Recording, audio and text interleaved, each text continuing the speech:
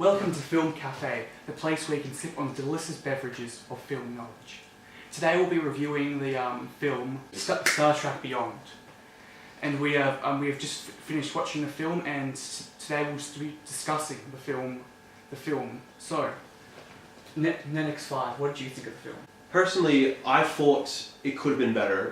It's not as bad as the previous two, but it just felt less impressive this time around. Yeah, I'm going to say the same. Just because of the fact that I really liked the first one, and I also really liked the second one. I thought they were great homages to the original. I'm not a big fan of the originals. I don't mind New Generation, it's alright, but yeah, this one, it felt too different from what Star Trek is. You know what I'm saying? Like, I think big factor in that was it was directed by the Fast and Furious director, and you could see a lot of his tropes in there, like the unrealistic collisions, like when Kirk saves the white girl from the motorcycle and all that sort of thing. Especially the scene with Simon Pegg where he gets thrown off the cliff and you hold on. It's almost frame for frame. Fast and Furious. But yeah, I thought it was a solid film. But I did feel like it did have a lot of problems. To me, it felt like they didn't explore as much as they did in the first two. Like, with the first two, you felt like you were going on an adventure. Here, you just go to two places, that's it. You go to a city, and then you just go to this planet, which reminded me of After Earth. And to me, it felt, and like, to me, this film itself, to me, this year marks Star Trek's 50th anniversary. And here, they didn't take advantage of that 50th anniversary mark. Yeah, definitely. Yeah, I don't think they lived up to the name of Star Trek. And it almost, what I felt with the film was that I didn't like the villain very much. No. I thought that he was just a bit plain. He was especially with such an amazing actor. But also training. But also, it just made no sense. Like, spoiler alert, okay, people. He steals people's life force in order to make himself younger, so he's like hundreds of years old. But he's still human. So how the hell does he look like the way he does? He looks like an alien. But, yeah, it's odd. I don't understand it. Are they trying to say that that's what we would look like if we were that old? Yeah. But then how would we get all the ridges and stuff? Although, to be fair, like, he is a better villain than Eric Bana. Nowhere on the levels of Benedict Cumberbatch. But, like, Idris Elba's villain is good, not great, but, you know, still not as bad as Eric Bana. Yeah, agreed. I didn't like Eric Bana's villain that much. Like, the whole Romulan thing. And this time around, to me, like, the film looked visually unimpressive. Like, because the 2009 Star Trek film looked amazing. Star Trek Into Darkness, okay, it did have its moments of like that didn't look as impressive as it was there. But here, it just I think we can all agree we're all too used to CGI in our films, and we accept CGI as like this thing where, like, this world is computer generated, it's not real, and we accept that. Yeah, it's just the generation we live in, really.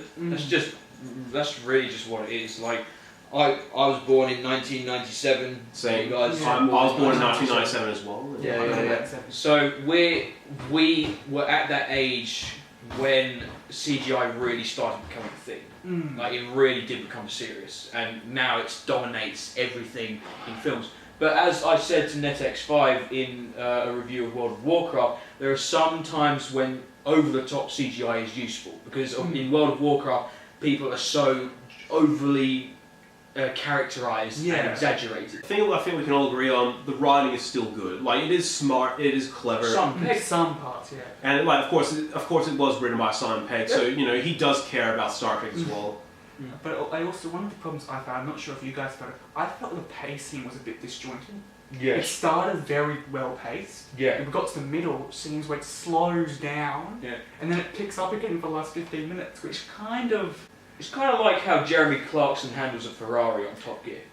Like, he speeds up with the first bit, and then he realises he can't drive, and he slows back down to remember how to drive, and then he speeds back up again. I don't know. To me, the opening, it just felt too slow, and it just took ages to pick up. And then I was expecting Idris Elba to pick it up, because, like, for those who haven't seen Jungle Book, he made that film. So when he came in, I was expecting the film to pick up there. It did at points, but not in the way I wanted it to. Yeah, agreed.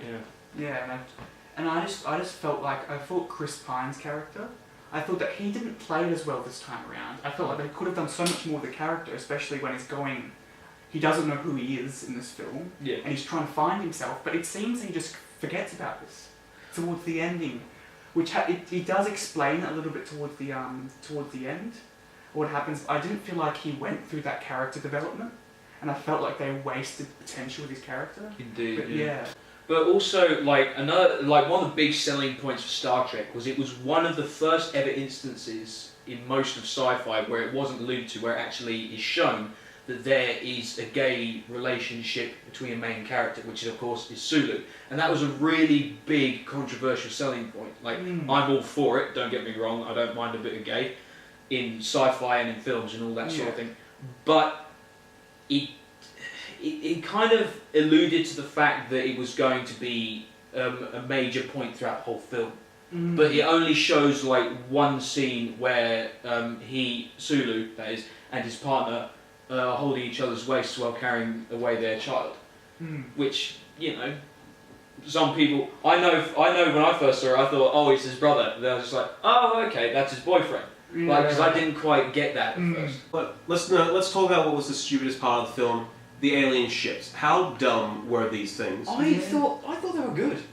I thought that it's different. That's what I love about sci-fi. When things can adapt and change and like be more interesting. Like, I thought Jupiter Ascending would be a great film because it was a different kind of sci-fi. Yeah. Of course, it wasn't. It was terrible. Of course, you have to blame the Wachowskis on that. Yeah. But anyway, I just thought the idea of ships being like bees or wasps and being so small yet so effective against a larger starship, I just thought it was just very clever.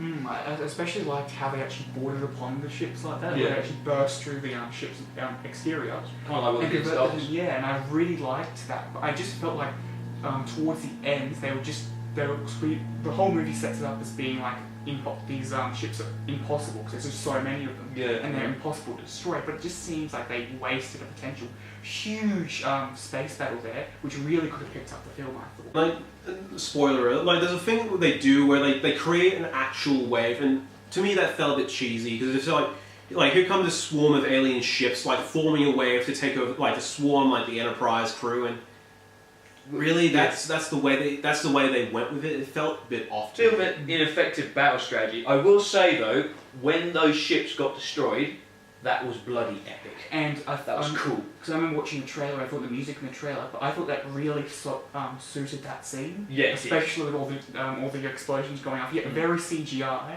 but I thought it was one of the best parts of the film. Was just that, and yeah. Also, can I just mention one thing? Like, it was one of the like really cheap character development ploys that like Fast and Furious is used to, and they tried to pull it in this film. Basically, where they're saying like, oh, Captain Kirk's going to leave the Enterprise, oh, Spock's going to leave the Enterprise, and that sort of thing. It's such a cheap character development ploy, which, like, to be fair, like back in the day when it was first being utilised in sitcoms and crap like that, yeah, then it could kind of work, but then. You know at the end they're just going to go, oh no, I'm going to stay, I love it too much. Well, they brushed over it, did you feel like, towards the end? Yes. It seems that Spock's character just instantly realises, especially through the picture showing the scene, which I thought was a nice touch, but just felt like he was forced, like, the movie's coming to an end, we better wrap all this up. And they just, I just didn't feel like that worked. And God, like, the party scene, I hate when a main character looks at something and then the entirety of the secondary cast all look at that one something. Like, he went to go look at the Enterprise being constructed, and then, without even telling everyone to do it, they all converge, and they all, maybe except for a few extras, they all converge and they look at the Enterprise being built again. And it's just like, my God. Yeah. All right. Such cheap, so cheap. All right, let's wrap it up. Let's not wrap it up. What did you both think of it overall? I'll give it a 2.5. 2.5. Yeah. Basically, just because like it's not a bad film. Let's face it, it's not a bad film. It was well produced, got good production value behind it, all that sort of thing, and I appreciate good production value. But yeah, story wasn't that good. Villain was a bit subpar. And as you say, there are problems with the starships, which are the bad guys and all that sort of thing. But yeah, overall, I give it 2.5 out of 5. I thought it was a slight bit better. I'd probably give it a 3 out of 5. just generally, I feel like it was I did not like some parts of the film I felt bored with, but for the majority of the film I was entertained. Yeah. And it was good seeing these characters back again, and I thought that its overall story arc was okay. But one of the things that really saved the movie for me, I thought that was some of the fight scenes, even though some of them I thought could have been fixed a bit more and a bit underwhelming. I thought that they were handled very well. I enjoyed the music in it, and I especially enjoyed the humour. The humour in it I thought was very good. It wasn't forced. Yeah. And I thought it. Yeah. And I thought subtle. Yeah, it was very subtle, and I thought it was a solid but not great movie. So I'd give it a 3. Yeah. To me, while it's not as impressive as Star Trek and Star Trek Into Darkness, to me it does stay true to the name Star Trek. It still feels like a Star Trek, because people could mistake this for being a Star Wars film. Yet it has the writing. It has it has a director. Like, well, I don't think you're not sold on him, but like he did stay true to like what J.J. Abrams like set before what he directed. While there are parts that are added to it that are new and fresh, to me it felt like it did feel like it went back to the old mill and try like already established formats and stuff, and that did bother me at points. But like, yeah, the action wasn't good. Like the action was it was good but not great. Acting did bother me at points as well. But to me, it still delivered what Star Trek is, and I'm going to give it a 3 out of 5. 3 out of 5. So 3 out of 5, 3 out of 5, 2.5. So it's not bad. So yeah, so I'd probably say roughly an average of about 2.8 stars, I'd say. Yeah. Rough average. So it was overall. I think we thought that it was a okay movie, but there was stuff there was potential, which we all thought was squandered. Yes. And yeah, I thought we all thought it was a good movie for what it was, but it's a slight bit disappointment. Overall, while it's not a great film, it's a good film at least, still worth checking out, and I would definitely recommend it. If you like what you see from Film Cafe, be sure to like, comment, and subscribe. And we are Film Cafe.